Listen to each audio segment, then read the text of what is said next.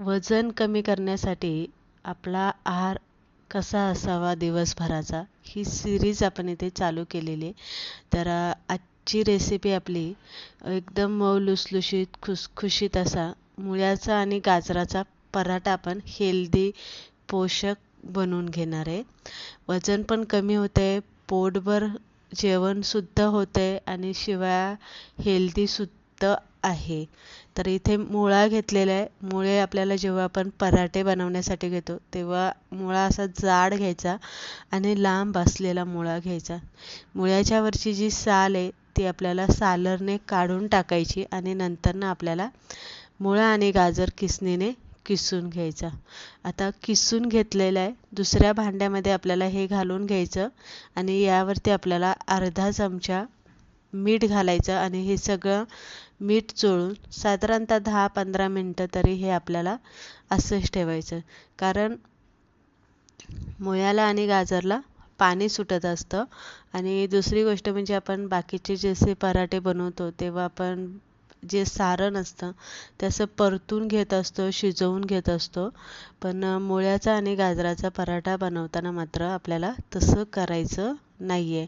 म्हणून आपल्याला इथे मीठ चोळून याला साईडला ठेवायचं. तर इथे तुम्ही बघू शकताय मी मीठ चोळून घेतलेले आता साईडला ठेवू आणि तोपर्यंत आपण इथे पीठ मळून घेऊ. गव्हाचं पीठ घेतलेलं आहे, त्यामध्ये काही घातलेलं नाही, म्हणजे मैदा किंवा रवा किंवा बेसन पीठ काहीच नाही, फक्त गव्हाचं पीठ घेतलेलं आहे.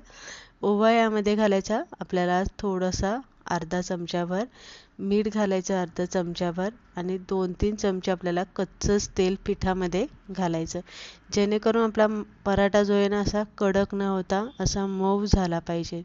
आणि पाणी घालून हे पीठ आपल्याला मळून घ्यायचं आहे. आता मुळ्याचा आणि गाजराचा आपण पराठा बनवतोय, सारण आपलं थोडंसं वल्लं असणार आहे. त्यामुळे आपल्याला काय करायचं आहे, पीठ मळताना इथे घट्ट मळून घ्यायचं आहे. अजिबात सैलसर किंवा पातळ असं अजिबात मळून घ्यायचं नाही आहे. तर घट्ट असं मळून घ्यायचं आहे आणि 15-20 मिनटं आपल्याला हे भिजायला ठेवायचं आहे. तोपर्यंत आपण सारणाची तयारी करून घेऊ. आता इथे आपण बघू शकताय गाजर आणि मुळ्याला मीठ चोळून साईडला ठेवलं होतं. भरपूर असं त्यातलं पाणी निघते. तुम्ही एखाद्या कॉटनचा कपडा घ्या, त्याच्यात घालून तुम्ही हे पाणी काढून पिळून घ्यायचे किंवा हाताने सुद्धा या पद्धतीने पिळून घ्यायचे. इथे बघू शकता हे पाणी तुम्ही सूप म्हणून, थोडंसं मीठ नाही घातलं तरी चालेल, पण थोडंसं सूप म्हणून तुम्ही गरम करून पिलात तरी एकदम छान आहे.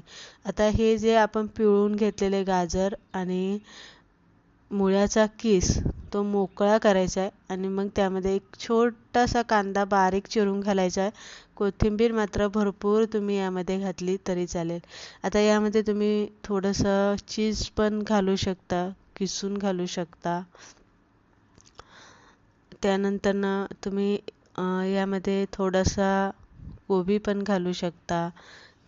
कांद्याची पात तुम्ही यामध्ये घालू शकता जर तुमच्याकडे असेल तर. नंतर यामध्ये मसाले घालायचे, लाल तिखट, हळद, हिंग, धने पावडर घालून घ्या, आमचूर पावडर घाला, कांदा लसूण मसाला घाला. म्हणजे जे मसाले तुमच्याकडे कोरडे आहे ते सगळे मसाले तुम्ही यामध्ये घातले तरी चालेल. थोडंसं मीठ घाला आणि व्यवस्थित सारण मिक्स करून घ्या. तर इथे आपलं झालं आहे सारण बनवून तयार. आता हे झाकून वगैरे काही ठेवायचं नाही. एकदा सारण बनवून घेतलं की लगेच करायला घ्यायचं आहे. कारण मुळ्याला आणि गाजरला आपण पिळून जरी घेतलं असलं तरी त्याला पाणी सुटत राहत असतं, कारण ते पाण्याचेच आपले भाज्या आहे.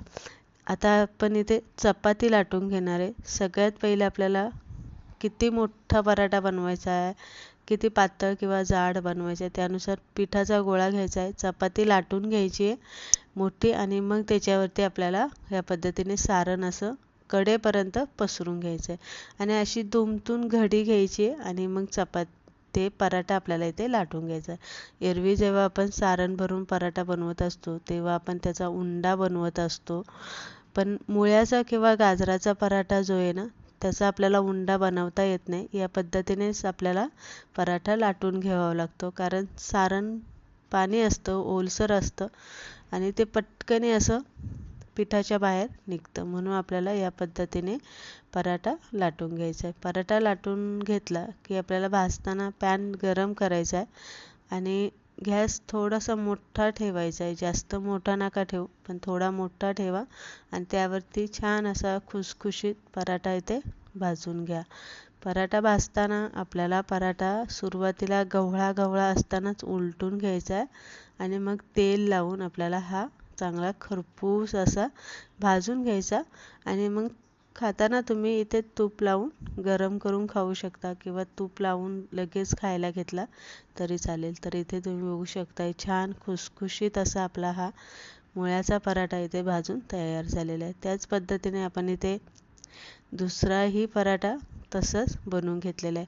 आता जर तुमचं सारण तुम्ही पिळून पण घेतलेले आणि तरी तुमचं सारण बनवून झालं आणि खूप ओलसर झाले, तर अशा वेळेस तुम्ही त्यामध्ये थोडंसं सारणामध्ये 2-1 चमचे बेसन पीठ मिसळून घ्या आणि सारण परत एकदा मिक्स करून घ्या. म्हणजे त्याला जरासा असा जो ओलावा असतो सारणाचा बेसन पिठामुळे तो जरासा कमी होऊ शकतो. ही ट्रिक तुम्ही इथे ह्या मुळ्याचा पराठा बनवताना वापरू शकता. कारण इथे आपण मुळ्याचा पराठा बनवताना मुळा शिजून वगैरे अजिबात घेतलेला नाही, कारण तो शिजून वगैरे घ्यायचा नसतो. मुळ्याचा आणि गाजराचा पराठा हेल्दी आहे, पोषक आहे, वजन कमी करण्यासाठी सुद्धा उत्तम आहे, पोटभरीचा आहार आहे, नाश्ता म्हणून सुद्धा तुम्ही इथे खाऊ शकता किंवा जेवण म्हणून सुद्धा तुम्ही इथे खाऊ शकता. तर अशा पद्धतीने आपण या उन्हाळा विशेष वजन कमी करण्याच्या नाश्ता सिरीजमध्ये आहारामध्ये आज आपण इथे